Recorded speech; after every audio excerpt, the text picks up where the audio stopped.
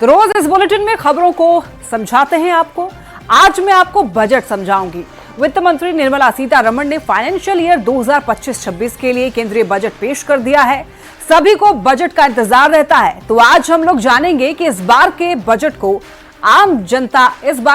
से आम जनता को कितना फायदा होने वाला है और इस बार बजट में किन किन बातों को ध्यान में रखकर बनाया गया है।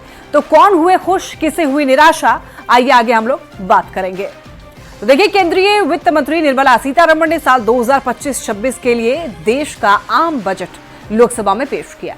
एक बात जो खास है वो ये कि बजट का फोकस 3 बातों पर केंद्रित रहा: मिडिल क्लास, किसान और बिहार। और किन किन बातों पर विशेष ध्यान दिया गया है, इस रिपोर्ट में देखिए। Greenfield airports will be facilitated in Bihar. देश का आम बजट लोकसभा में पेश हुआ।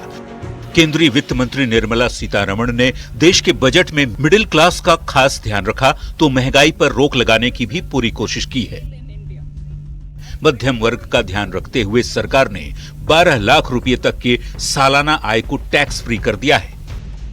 I am now happy to announce that there will be no income tax payable up to income of 12 lakh rupees. वैसे केंद्रीय बजट में कई खास बातों का भी ध्यान रखा गया। मसलन ई श्रम पोर्टल का गठन होगा, डिलीवरी पर्सन के लिए इंश्योरेंस स्कीम लागू होगी, सरकारी अस्पतालों में डे केयर कैंसर सेंटर बनेगा, 5 साल में 75,000 मेडिकल की सीटें बढ़ेंगी, 3 AI एक्सीलेंस सेंटर बनाए जाएंगे, AI एजुकेशन के लिए 500 करोड़ का बजट रखा गया है, प्राथमिक उपचार केंद्रों को ब्रॉडबैंड सुविधा भी मिलेगी। केंद्रीय बजट में मध्यम वर्ग, युवा और किसानों का खास ख्याल रखने के लिए पीएम मोदी ने जमकर वित्त मंत्री की तारीफ की और इसे देश को नई दिशा देने वाला बजट बताया। साथियों, ये बजट न केवल देश की वर्तमान आवश्यकताओं को ध्यान में रखता है, बल्कि हमें भविष्य की तैयारी करने में भी मदद करता है। और फिर एक बार वित्त मंत्री जी को भी बहुत बहुत बधाई देता हूं। अर्थव्यवस्था को रफ्तार देने का दावा इस बजट से किया जा रहा है। पिछले कुछ साल से मध्यम वर्ग के लिए टैक्स सीमा में छूट की उम्मीद की जा रही थी। इस साल मोदी 3.0 की सरकार ने मध्यम वर्ग के साथ ही युवाओं और किसानों की उम्मीदों पर खरा उतरने की पूरी कोशिश की है। Bureau report, news 18। आइए इस बजट में कृषि के लिए क्या कुछ है उसको जानते हैं, यानी कि किसानों के लिए कितना फायदेमंद ये बजट रहने वाला है, इसको समझते हैं। किसान क्रेडिट कार्ड यानी कि केसीसी की सीमा जो है वो 5 लाख कर दी गई है।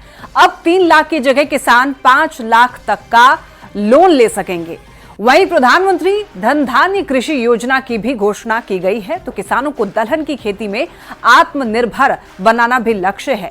और बिहार में मखाना बोर्ड, असम में यूरिया प्लांट खोलने का भी ऐलान इस बार के बजट में किया गया है। और अब रक्षा क्षेत्र की अगर हम लोग देखें, रक्षा क्षेत्र के लिए क्या है इस बजट में, तो देखिए डिफेंस के लिए कुल 6,81,000 करोड़ का आवंटन, पिछले बजट से 9% की बढ़ोतरी की गई है। वहीं देखिए 4,88,000 करोड़ रुपए वेतन की भी बात। वहीं मशीनों की खरीदारी की भी बात की जा रही है। DRDO को 14,923 करोड़ का आवंटन। वहीं सीमा सड़क संगठन के लिए 7,134 करोड़। और देखिए शिक्षा के लिए अगर बात करें, शिक्षा के क्षेत्र के लिए बजट में क्या कुछ है, तो शिक्षा क्षेत्र के लिए 1,28,650 करोड़ दिया गया। पिछले वित्तीय वर्ष की तुलना में 6.65% ज्यादा बजट है इस बार शिक्षा के लिए। वहीं मेडिकल कॉलेज, अस्पतालों में 10,000 सीट जोड़ी जाएंगी और अगले 5 वर्ष में 75,000 सीट जोड़ी जाएंगी।